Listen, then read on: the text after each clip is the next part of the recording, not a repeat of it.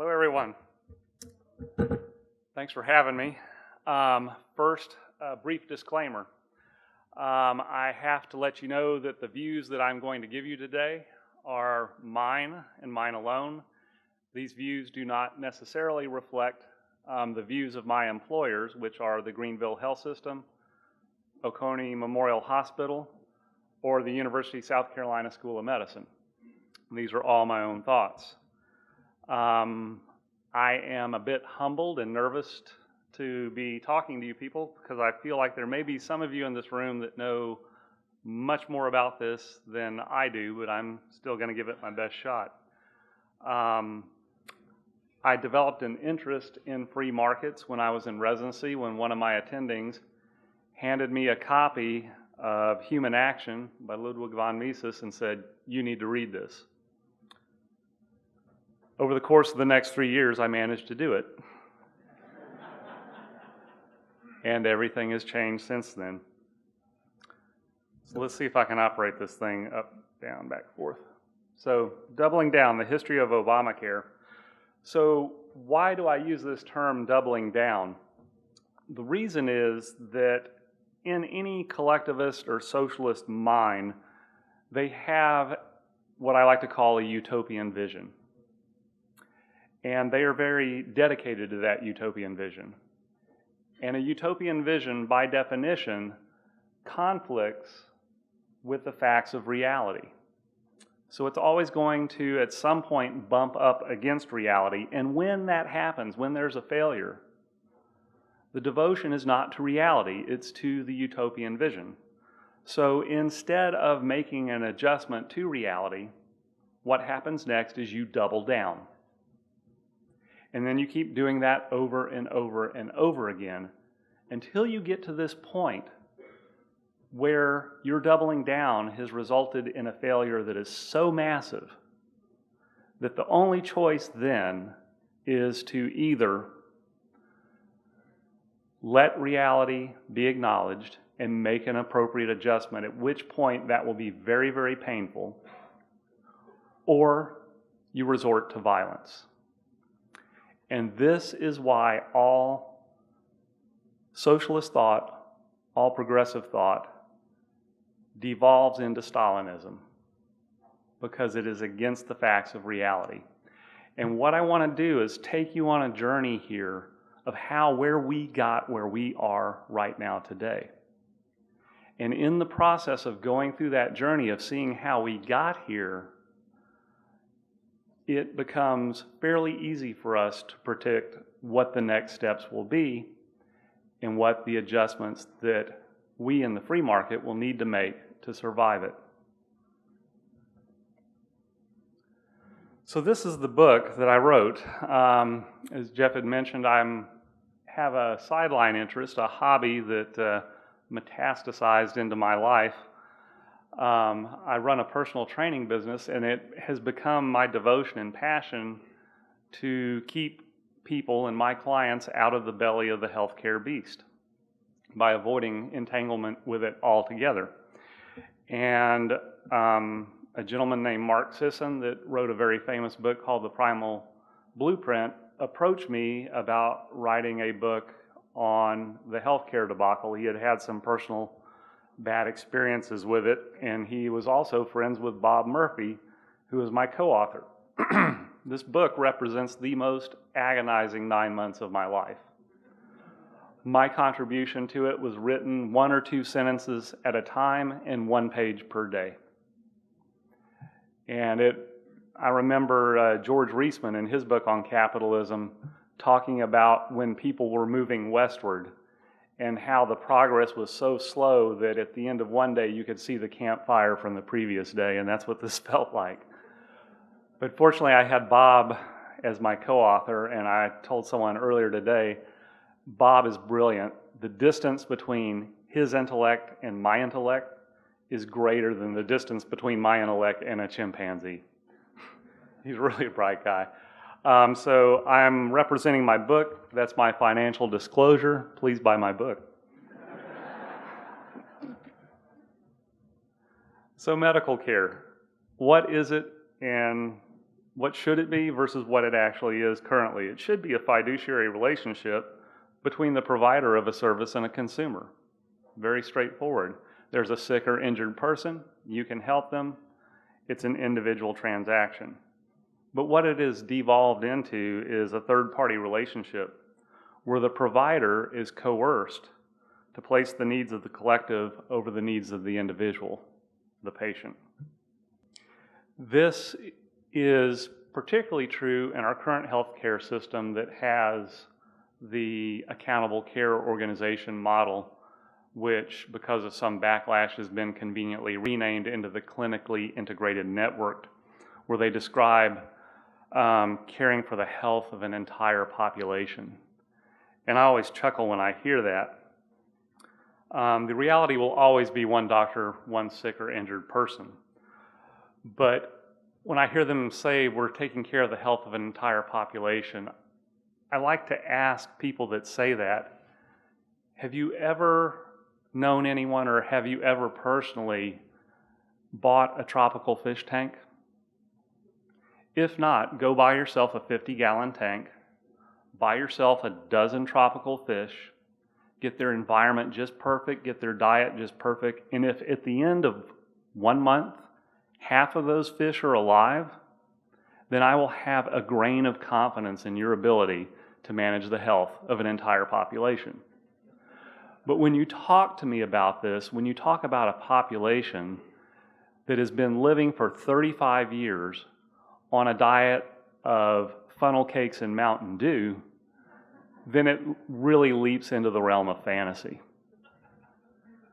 So who's to blame for this mess? Since I accidentally pushed the button prematurely. We are, of course, always. And why? Because we sought the help of the government during a time of crisis.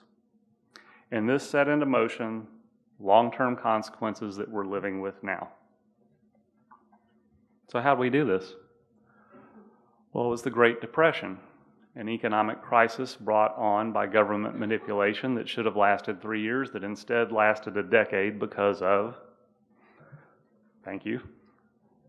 So during that time, physicians were not doing so well. They were working very hard, like the physician in the Life magazine article, up in the middle of the night delivering babies and taking care of traumas, and were getting paid with chickens, pies, and eggs. So what they decided to do was to form an insurance cooperative that wasn't really insurance. What they sought was to guarantee payment for all of their services, routine and catastrophic. So really this wasn't insurance, it was prepaid medical care. And when you offer prepaid medical care, naturally the premium for doing that would have to be quite high. So what they did was they sought the help of the government so that these premiums could be kept down by offering them as a pre-tax purchase, a tax-benefited purchase. Well, the government never does anything without strings because they want to look like the good guy. So they said, we will grant you this, but in exchange, you have to offer a community rating. So what does that mean? What a community rating means is that everyone in the population that you're deciding to cover pays the same premium. It's a flat rate for everyone across the board, regardless of their pre-existing conditions, regardless of whether they're wealthy or poor, sick, elderly, doesn't matter. So, this creates a moral hazard on both sides of the equation. So what do I mean by moral hazard? Moral hazard is a way in which you change your behavior. So let's say the behavior is walking across a tightrope. So if we string a tightrope across this hall here, and the tightrope is 2 or 4 inches off the ground, versus if the tightrope is 10 stories up, your behavior on that tightrope is completely different. And that's what a moral hazard is. So everyone that was paying this flat rate for across-the-board medical coverage changed their behavior. They didn't have any concern for how often they went to the doctor or how much they took care of themselves. And the moral side on the moral hazard on the insurance side was time. Because you got to remember that you have this fixed population that has a certain amount of poor people, sick people, and old people. But you got this fixed premium. What happens over time? They get poorer, sicker, and older.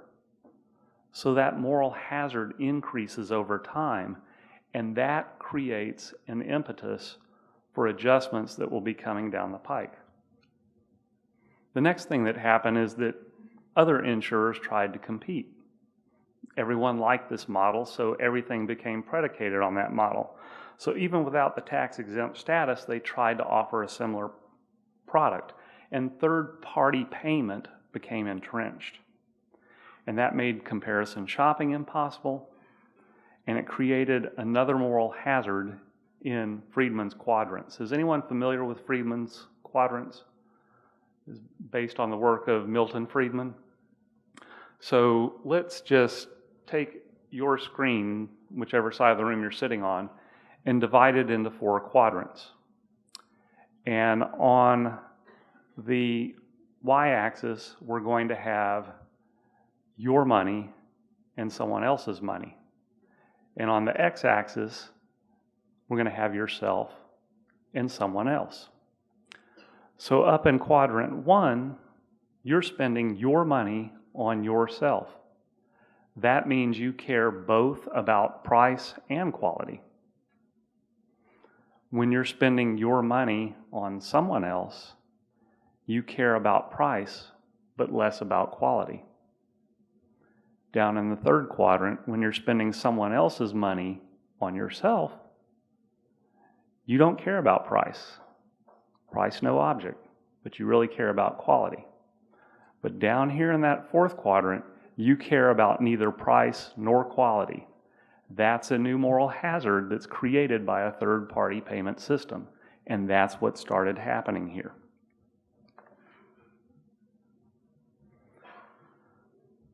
So, was this going to stick?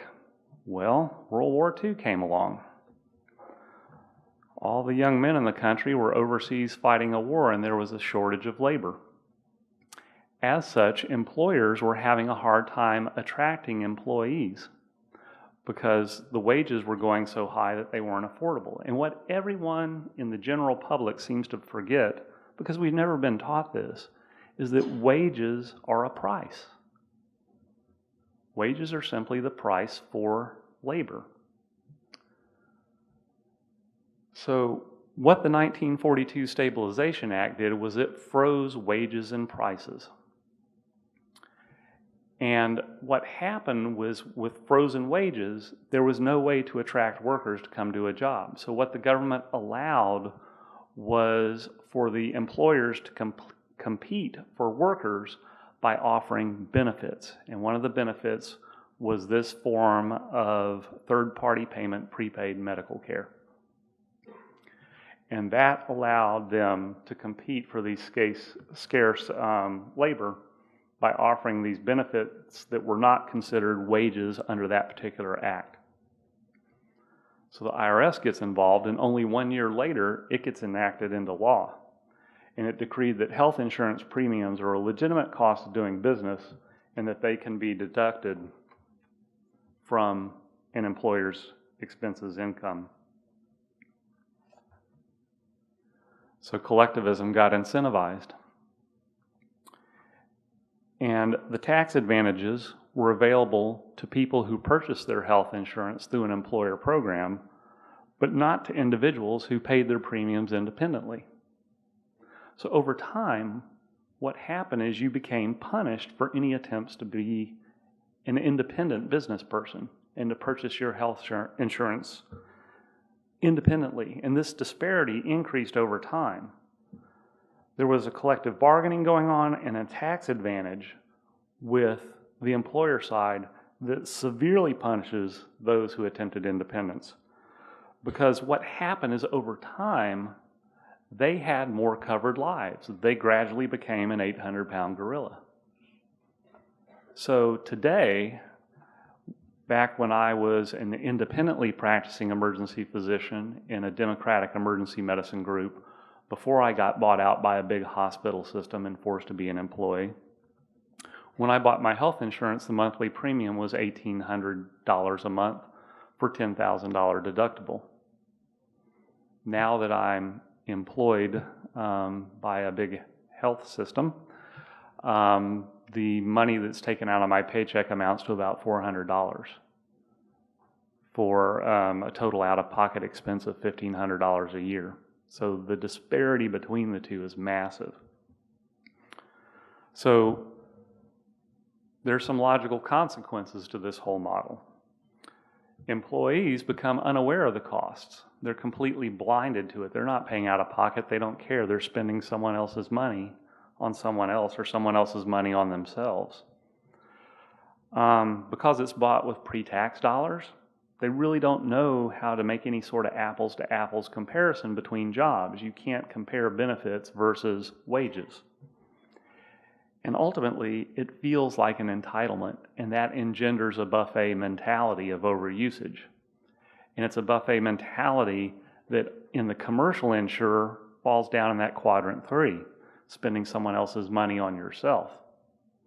In the public sector, Medicare and Medicaid, you're spending someone else's money on someone else. So that's why Medicaid, Medicare, and the VA are the absolute worst in terms of price and quality, because you're in that 4th quadrant.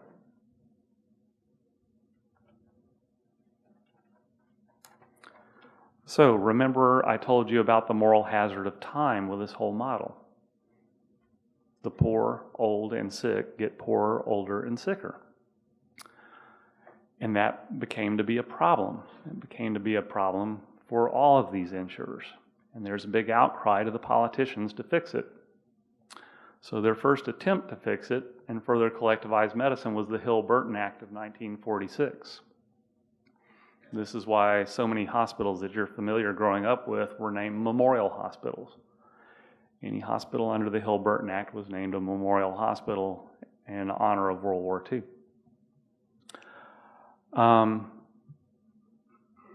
So the deal was with the Burton was that the government paid for graduate medical education in exchange for the teaching hospitals. And they also contributed to rural hospitals or underserved areas. But the exchange was that these hospitals got separate funding and were therefore obligated to provide the indigent care for these people that were getting poorer, older, and sicker. And that was set up as a loan-type program with a maturation date of approximately 40 years. 40 years will become important shortly, and you'll see why.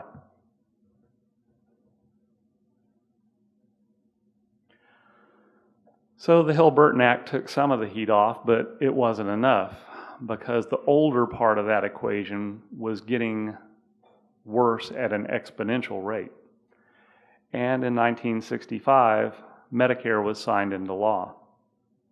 And at the time it was signed into law, the promise was, we don't want to control how you practice medicine, we just want to pay the bill.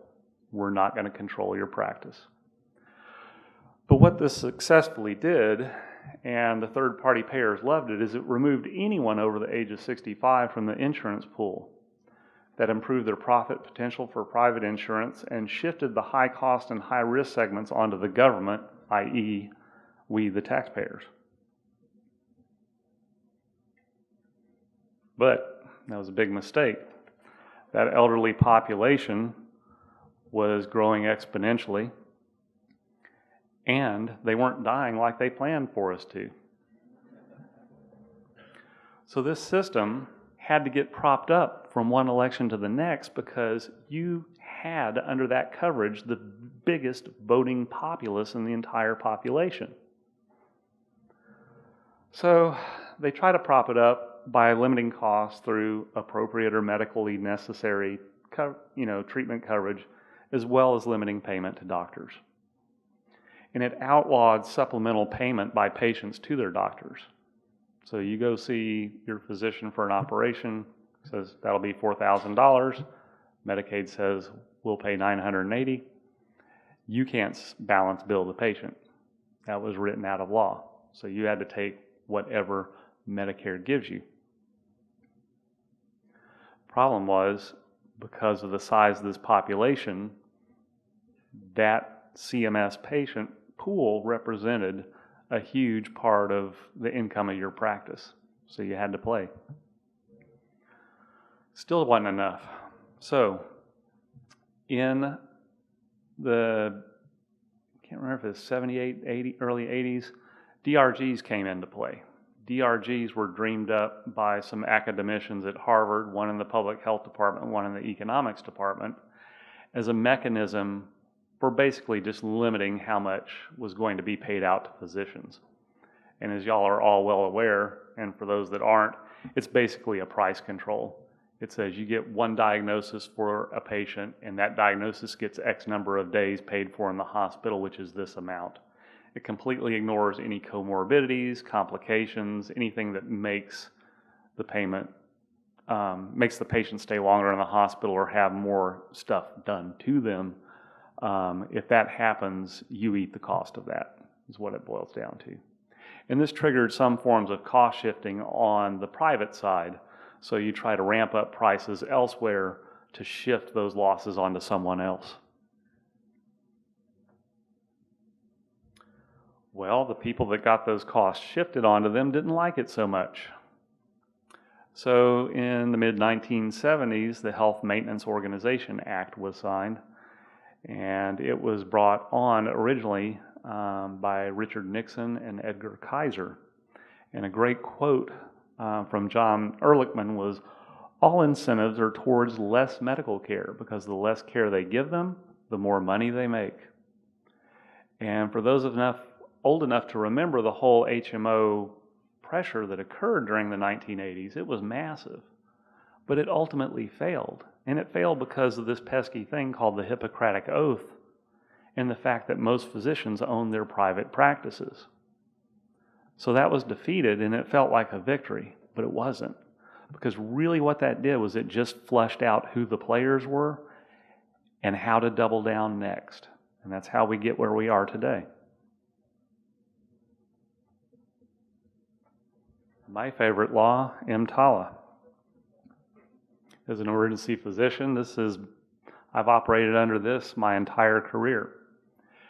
And if you think conservative or neoconservative politicians are going to save you, you're not. They're not. This was signed into law by President Reagan in 1986. Your EMRs that you're all forced to use, you can thank Newt Gingrich for that one. Okay. So EMTALA, and watch out for the omnibus reconciliation bills, these big, massive budget bills. That's where the really bad stuff gets sneaked in on you. And EMTALA in 1986 got sneaked in under the Congressional Omnibus Reconciliation Act of 1986, is this little segment underneath there, but it completely decimated medicine. In 1986 is a peculiar time for this to get snuck in. Does anyone have any idea why that might be happening? Say louder. It's something we talked about earlier. Bang. You got it. The Burton Act. 1946, 40-year life on that bill. It was expiring. So, Edward Kennedy was heard to say on the floor, we need a crisis. And a crisis was fabricated, and that crisis was delivered through 60 Minutes news story by University of Chicago Hospital, Cook County, Parkland, and Memphis at the Elvis Presley Trauma Center. And what they were doing was they were collecting hospital bracelets from patients that were initially seen at other private hospitals and then transferred over to them. And they were making a big case about patient dumping and how this was immoral and bad. But the press and everyone completely ignored that this was the deal. This was the agreement. But again, the moral hazard of time reared its ugly head. And providing that coverage under Hill-Burton made every teaching hospital in the country massively, massively overburdened. So they started crying. And when they started getting, as they agreed to, patients from private hospitals showing up at their doorstep, it was a big deal. They made a big news story out of it. It spread all over the country. And then in 1986, EMTALA acted. And EMTALA stands for Emergency Medical Treatment and Active Labor Act. And basically it says an ER has to treat anyone that presents to the hospital property and now within 250 yards of the hospital property's boundary without any consideration for their ability to pay or their intention to pay, by the way. So where did this 250 yards come from? Well, there was a hospital on the south side of Chicago. This is back in the 90s. And there was a gang shootout outside the hospital. And a gang member was shot. And, well, I'm not certain if that's in dispute as whether it was actually a gang member, but a person was shot during a gang dispute. And the person lay bleeding on the ground about 200 yards away from the ambulance entrance to the emergency department. The emergency physician and charge nurse forbade anyone from going out until the scene was secured by law enforcement, during which period of time the patient had exsanguinating blood loss. By the time the scene was secured by police, the patient was brought in, operated on, taken to the operating room, but he expired. And that's where that 250. So now, regardless of the situation, an emergency physician working in an ER, if someone in my hospital where the property is, someone under EMTALA, someone can collapse at the Burger King across the street. And technically, I'm on the hook for that. So it's a law with significant teeth, and it's an unfunded mandate with severe penalties. But this unfunded mandate is resulting in some exaggeration that is being used as a weapon against us. So this made emergency physicians the de facto national health plan for the uninsured, and the state and local governments abdicated all responsibility for charity care. So now, the average emergency physician provides about $138,000 a year in uncompensated care. The figures that are quoted are actually much more than that, because what's happened is because of all this uncompensated care, you have cost shifting. This is where you get your $400 aspirin. And this is why if you go in as a self-pay patient and you don't have the collective bargaining power of a commercial insurer, you can go into the emergency department with a simple laceration and come out with a $10,000 or $12,000 bill. And when that bill goes unpaid because it's impossible to pay, that gets counted as bad debt. And that's what the hospitals and health systems are using as the statistics for the amount of uncompensated care that they provide. It's massively, massively exaggerated. So EMTALA also creates a situation of gaming the system. So, and I can speak to this personally, we have a public transit system that dumps out about half a dozen self-pay patients to me every hour, and 40 minutes into their visit, they're like, hurry up, I got to make the bus, kind of thing.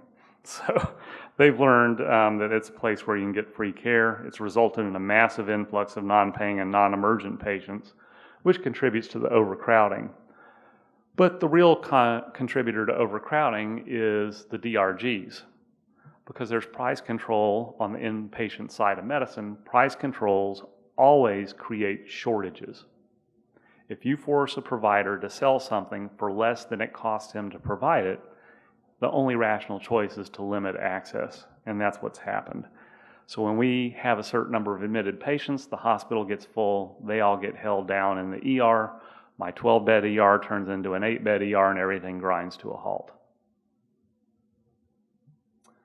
Lastly, On-call doctors started to refuse to take call to the ER because of the poor payer mix and the high risk. Ironically, the ones that were first able to opt out of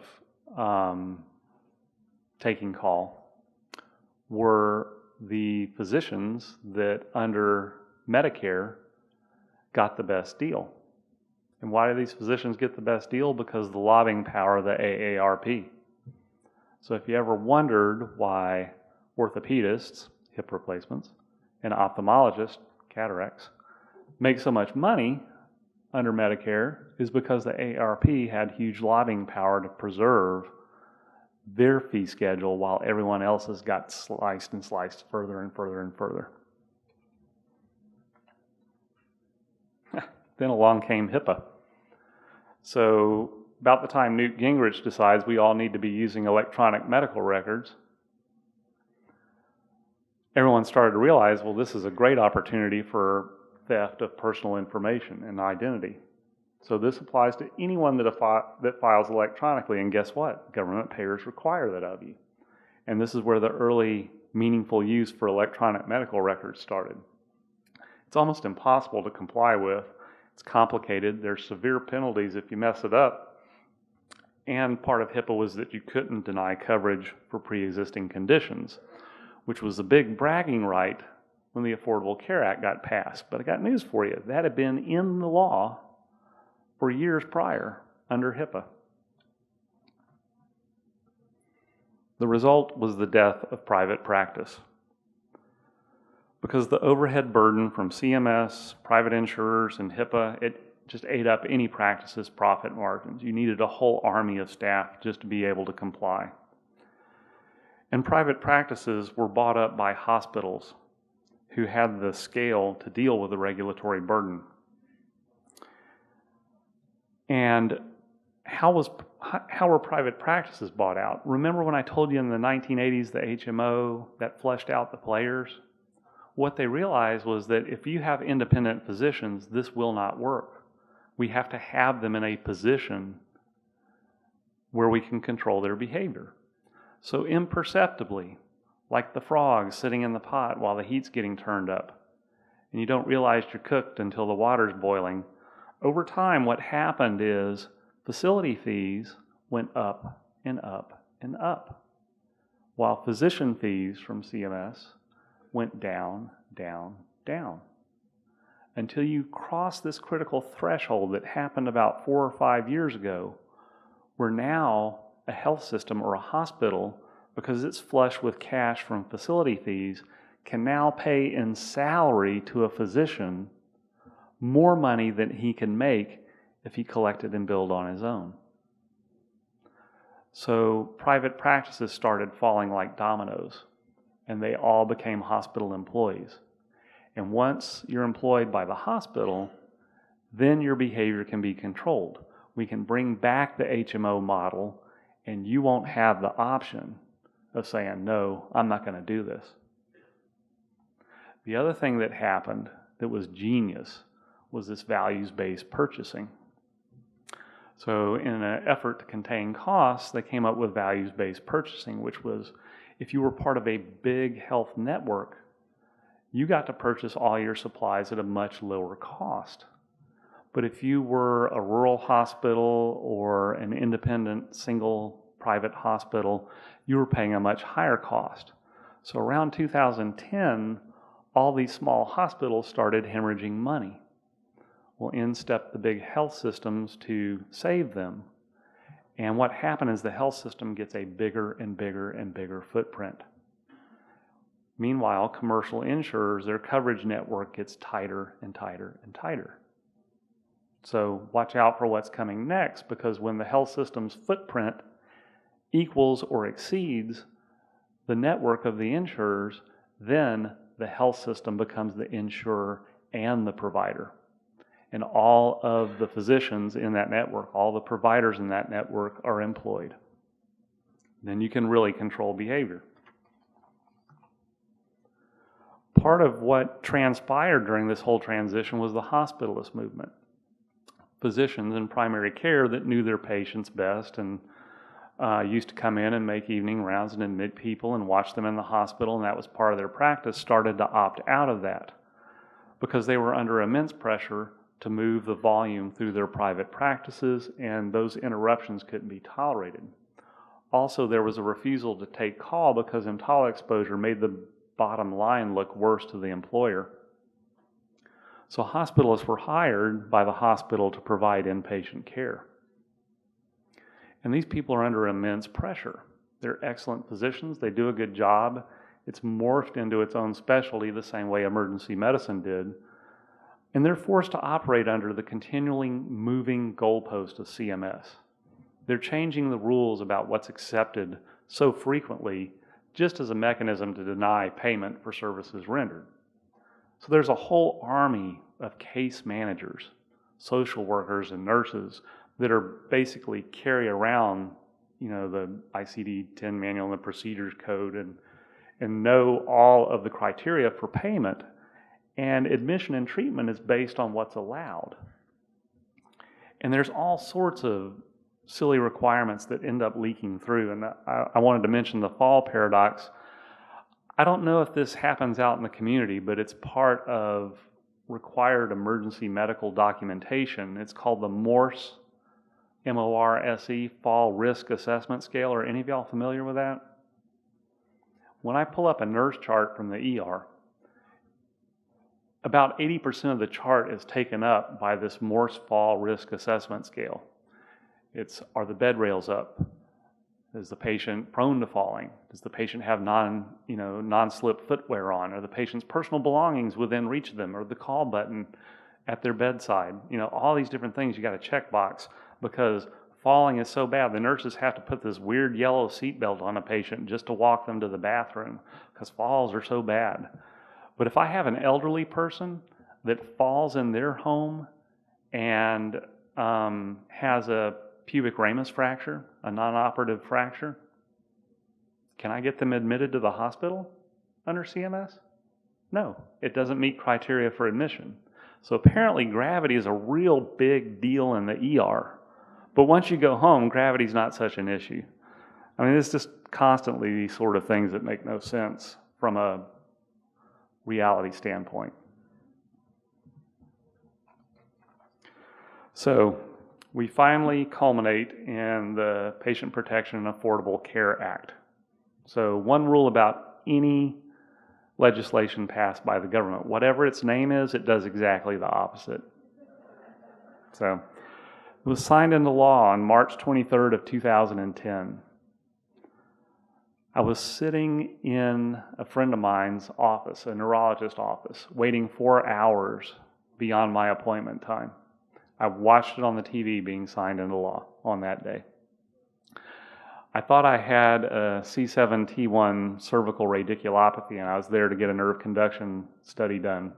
Turns out that it was coming from a cubital tunnel syndrome from overuse injury running the mouse on my electronic medical record.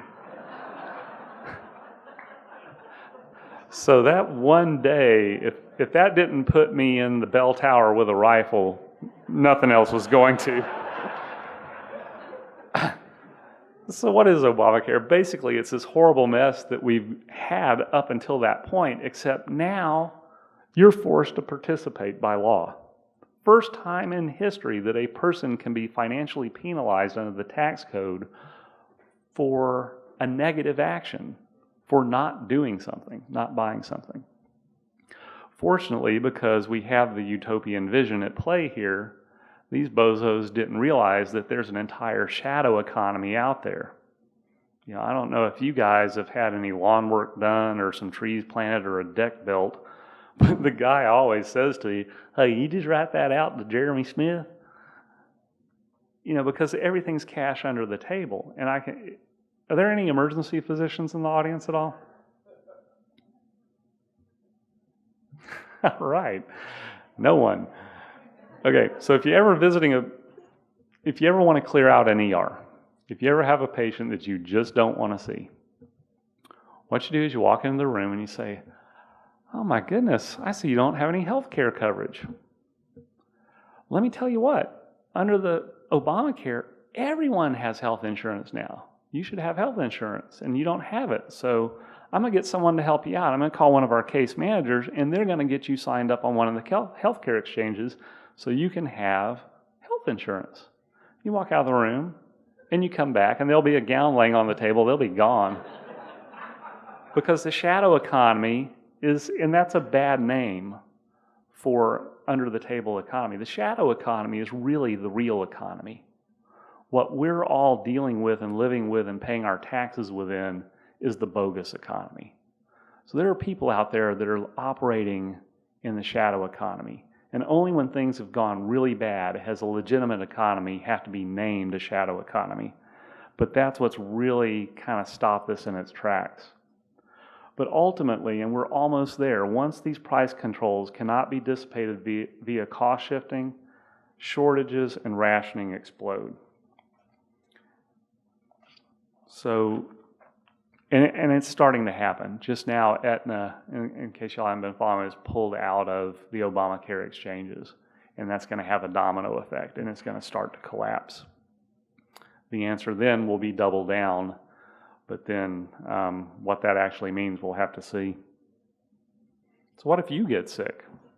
Well, expect to be deflected to the ER. I can tell you from experience, the employed office doctor views you as a disruption to his tight margin, so everything flows through the ER. You can expect long waits there because everything's being shunted there, and EMTALA remains in effect. If you need admission, it's going to be a fight, because we're going to have to do some sort of testing to find something that justifies it.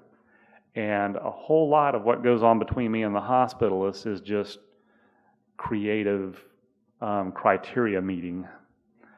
You'll also be kicked out as soon as possible. Generally, 1 to 2 days is all you're going to see. It's not uncommon for me to see a COPDer with pneumonia and respiratory failure that I intubate and admit to the ICU and the ER, and within 48 hours see them coming back on an ambulance from home. They're turning them around quickly. So the bounce back part of the thing. Now, for the past couple of years, we have had this 30-day readmission rule. So if you bounce back in less than 30 days, guess what? CMS doesn't pay you. And the idea was that hospitals and physicians were not providing good enough quality of care on the upfront, and that's why people were bouncing back prematurely. Ignoring the fact that people were getting kicked out prematurely because of the pressures of DRG type price controls, and that's why people were turning around. But now there's a whole movement towards these 30-day readmissions is finding some other disposition for them. So what happens, you get kicked out prematurely, you're too sick to go home, you bounce back. Something else will likely happen. And commonly, they'll set you up for home health, which is like putting a Band-Aid on a stab wound. You may get sent to a nursing home for rehabilitation, or you get sent to hospice. At one point, we even had hospice giving educational lectures to the emergency medical technicians on how they can make the determination to bypass and go directly to hospice by consultation with them. So you remember when everyone was talking about, oh no, this is horrible, there'll be death panels. They're not death panels. Who needs a death panel when you got this? I'm not joking. And the funny thing is, and it's not really funny, it's horrible, is those deaths, they don't show up in the hospital's death statistics. If a readmission comes back and they get shunted somewhere else and die somewhere else, not on the books, it doesn't show up in the mortality stats. It's genius. The other thing is, everything's protocol driven. When I was in residency, the mark of a smart resident was someone that understood the basics of human anatomy and physiology well enough to find their way through the forest when nothing fit. That was the mark of a smart resident.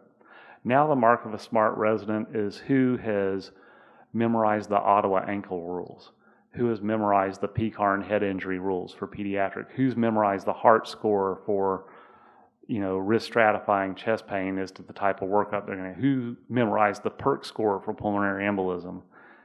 It's who's memorized the guidelines that have come down from the government. The sicker you are, the more of a liability you're going to be. So be prepared to be discharged prematurely. And again, we talked about the ambulance U-turns.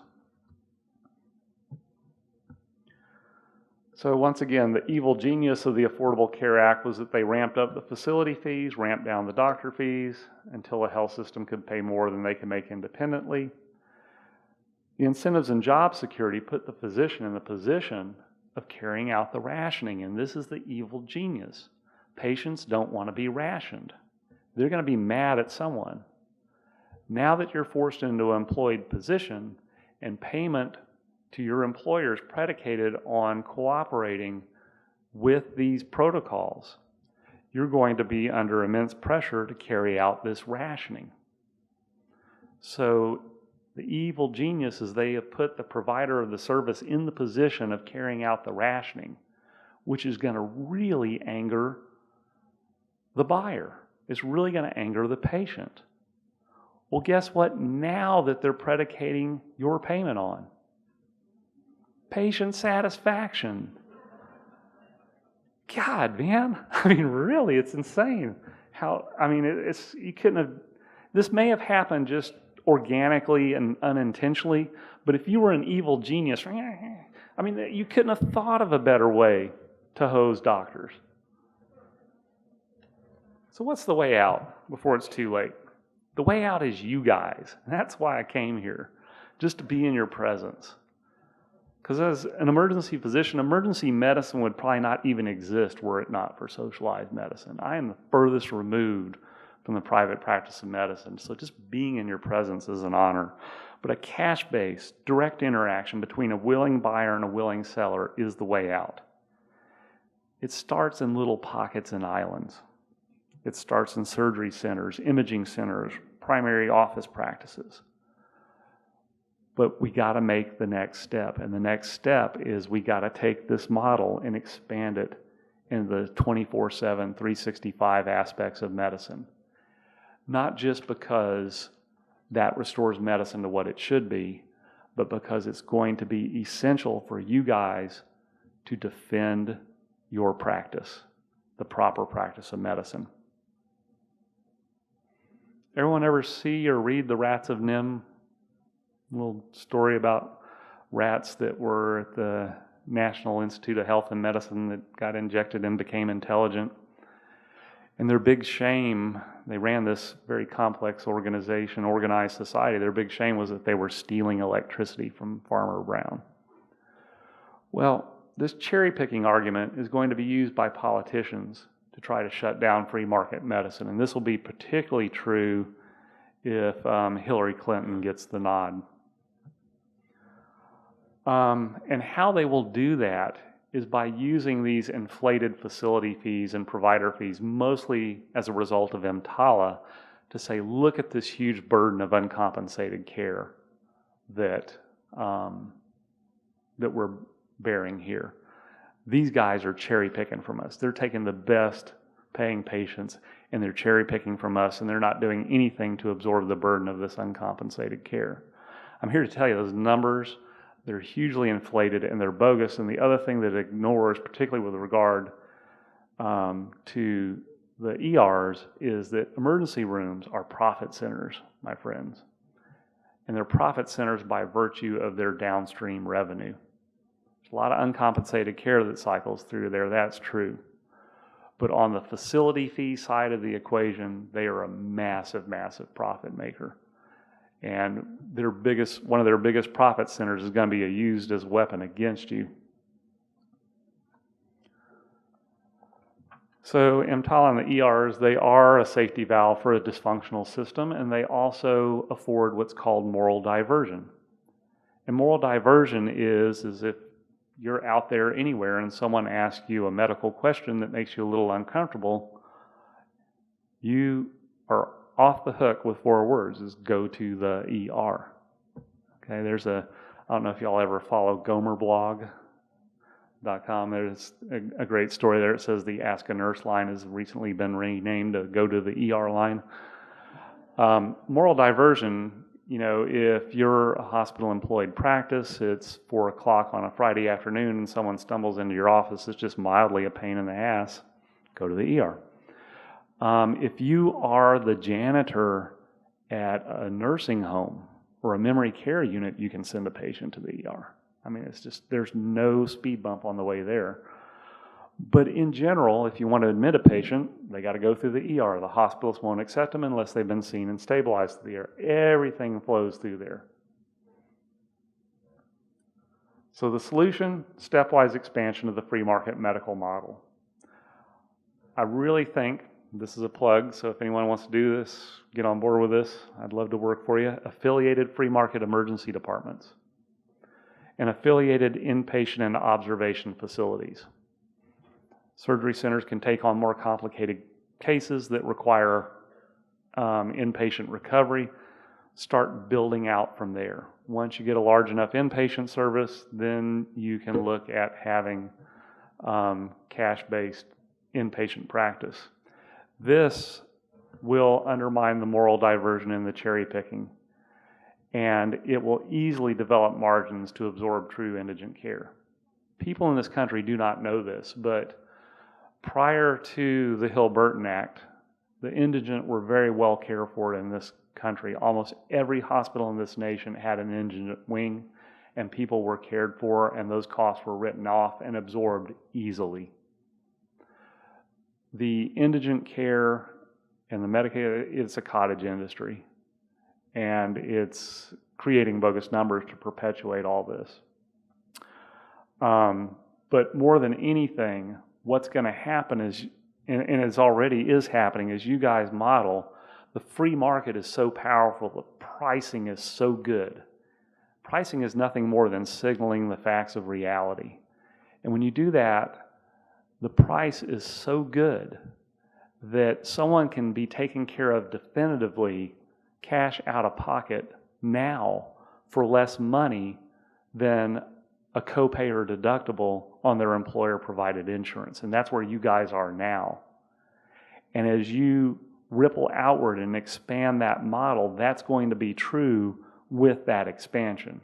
When that happens, voters and legislators are going to start to figure out free market is cheaper all the way around, including indigent care, than the system that we currently have. We can get taken care of definitively for less than a copay or deductible. And that's where you're going. So finish what you started. Do this stepwise expansion. Return medicine to what it was pre-Burton, and restore the doctor-patient relationship back into Friedman's first quadrant, and provide comprehensive free market care. And it's been an honor to speak to you, and it's an honor to be in your presence. Thanks for your attention.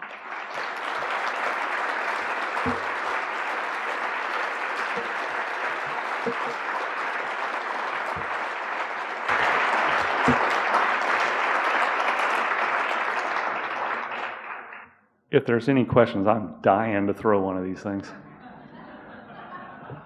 All right. Here we go. This is a little nerve-wracking. Thank you very much. Hello? Wow. All right. Terrific presentation. Thank you very much. Appreciate it. I just thought to myself, if you feel further away from your co-author and closer to the monkey, I kind of feel like the monkey. It's a great job. What I want to ask is, first of all, as an emergency room physician, what interested you in all of this history of healthcare? And also, knowing all of this, do you see healthcare shifting into the free market quickly if, let's say, for example, Hillary doesn't become president? Well, the honest answer is I don't know. So to answer your first question, how I got this interest was, I went into residency not even really knowing what Medicare and Medicaid were, and I developed a mnemonic in my head, you care for the elderly, you aid the poor. I didn't even know anything about medical economics. But you get dropped into an inner city ER in Little Rock, Arkansas, in the middle of a Crips Bloods drug war, and you learn real quickly about the failings of social engineering. So the motivation was there, and then I had an attending that was very much a free market guy. And I was on shift one night and had a patient that I had to present to him, and he was sitting there and he was reading a book. And the book was The Voice of Reason. It was by Ayn Rand. I'm like, hey, what you reading there? He goes, take it. So I took it and I read it and I was hooked. And then when I graduated from second to third year residency, I became chief resident. As my chief resident gift, he gave me Human Action by Ludwig von Mises. Says, you have to read this before you leave residency over the course of a year. It took me 3 years, but I did read it. That changed everything. So that's how I got the interest. And really, that interest is intensified by emotion. They always talk about if you want to learn something, run it through the limbic system. That's why the Navy SEALs put people under stress and stuff. If you get some emotion behind it, it really sticks. And working in emergency medicine is having a front row seat to the failures of social engineering on an epic scale. So having that education combined with seeing all these failures where you personally get the bumps, bruises, and scrapes of this failure really created the motivation to have that kind of interest. Now, to answer your second question, I did not think that we would be on a precipice where this could all actually be tumbled. But what Keith and docs like him are doing and how well it's working is actually at this tipping point where it could happen. Now remember, I told you all progressivism is Stalinism. So when they finally bump up against reality hard enough where it won't budge, then it becomes a threat of violence, and that's my fear. They're bumping up against the reality of this. You guys are presenting the alternative, which is holding the mirror up and reflecting reality back at them. My fear is that force will be enacted on it. But the key to that is you got reality on your side. So I think as this model expands, any consumer is going to see that this is better by a long shot. You know, people rush the barbed wire of the Berlin Wall for a reason. They'll do it here too. I hope so. Thank you. Any others? All right, throw that thing. Where's it going? This is awesome. And then there's one over here. Hello. Thank you very much for your talk. And I'm an anesthesiologist, and I had a couple of questions for you. Well, first, after hearing what you just said, I inspired of maybe teaching my residents something that I've discovered by myself and from reading some of the same books, I'm sure.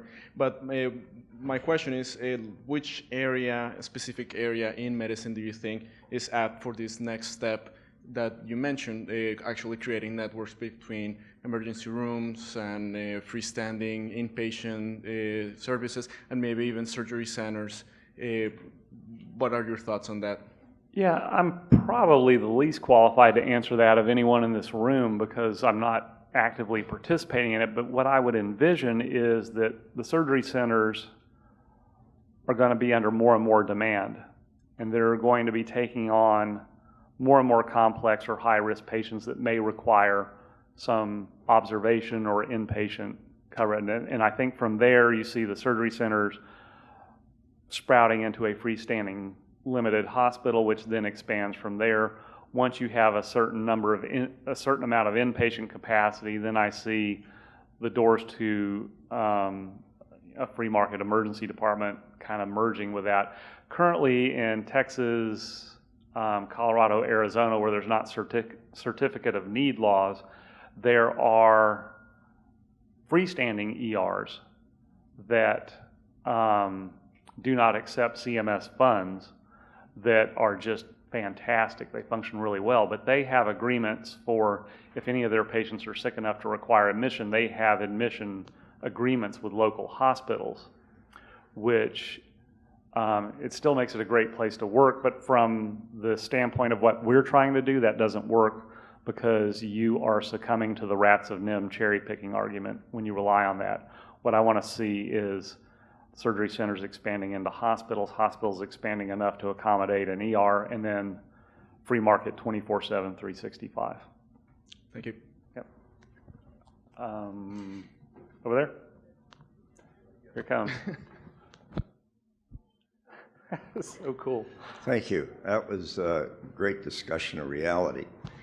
On the other side of this, I live east of the Mississippi, and Keith and his colleagues have influenced the environment west to a significant degree.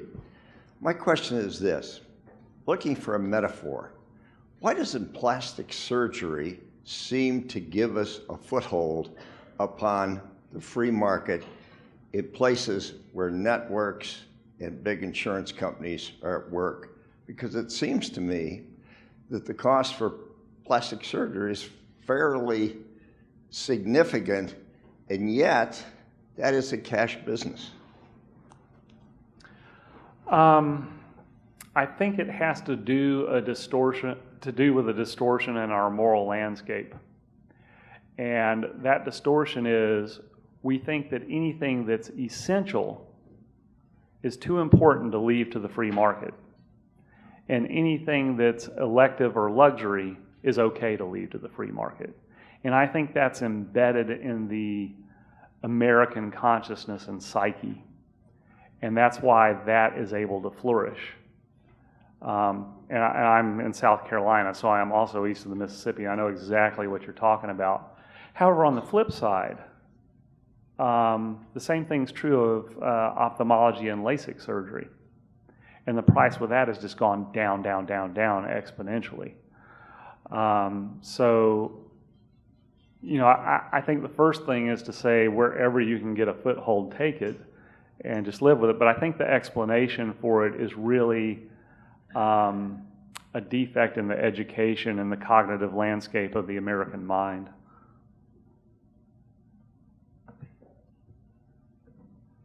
Keith, way at the back. Wait a minute. Thank you. Great talk. I love seeing the dots connect time-wise, and I've always thought that it was no mistake that Hill-Burton preceded Medicare and Medicaid, because these hospitals, like any government cesspool that forms, they wanted to directly plug into the taxpayer trough rather than have to actually provide a value service to the client. And a little bit of an update too, here in Oklahoma, and I saw Stu Schrader come in and Dr. Lockwood and Rickner here, they're direct primary care. These guys have walked away from lucrative hospital practices as employed primary care, and there are others here. The DPC movement has a huge representation in FMMA. They've walked away from hospital employment and come up with some very creative models. And I think in Oklahoma in particular, we're seeing you guys correct me if I'm wrong, we're seeing an exodus of the physicians that are actually willing to continue to be hospital employees. And there's enough Benjamin Rush students here, and it's great to see kids that are not even going to be hospital employees ever. So I think that may be a real, it may result in a real creepy double down, because I think as the physicians don't participate and enable the system, and they see the free market do what it does best, which is always better than anything the government can devise. Yeah. That I think we may see the attempt to double down sooner rather than later. Yeah. But this room is full of very courageous thought leaders and folks who've just walked away. And I think in many areas of the country, though, your characterization of the extent to which medicine has just become a hopeless, helpless, if anything, is understated. Yeah. But this is a very dynamic and vibrant and different environment, I think, that is, going the other way. And that's part of the reason this room is full and this is so exciting. Yeah. To comment on some of what you said, yes, these Hill-Burton hospitals, and, you know, I talk with my former director all the time. He's like, how do they even think about it? It's like, this makes no business sense. And I have to say, Pat, this isn't business. You're confusing business with government rent seeking. They're entirely two different things. Rent seeking has no price system attached to it at all. It just doesn't matter. With respect to primary care practices opting out, my personal physician is a free market practice. And I have been with him ever since he did it. And one of the biggest things that a employed physician has to overcome in the process of becoming free is to understand the sunk cost fallacy. And it's a thinking fallacy that the cost you have sunk into your education, the time, the devotion, and the cost sunk into practice, and the time, more than anything, is going to be lost when you make that change. But those costs are sunk regardless of what you do. And what I would tell any of the students that are contemplating this, or anyone that's in practice contemplating the change, is don't fear the sunk cost fallacy. One, because it's bogus, but two, is worst case scenario, if you do it and it doesn't work out, you're not going to be banned from the system. The manpower shortage is so out of whack with regard to the demand for services that it will be an instant back in if it doesn't work out. Lastly, when you talk to any employed physician, they will uniformly tell you, when I go home from work, I am physically exhausted. I'm catatonic. I can't interact with my family. I lay on the couch in front of the TV. I don't communicate. And they're perplexed because it's not so physically exhausting what they're doing. There's a lot of hassle during the day, but it's not like, you know, you're digging ditches or something. It's like, why am I so physically exhausted? Well, the exhaustion is a stressor, and the stressor is cognitive dissonance. Every day when you go to work and you got to reconcile the cognitive dissonance between what you went into this for and what you're doing, that's what kills you day by day, and that's what you can get away from if you're able to opt out. All right, thank you all very much.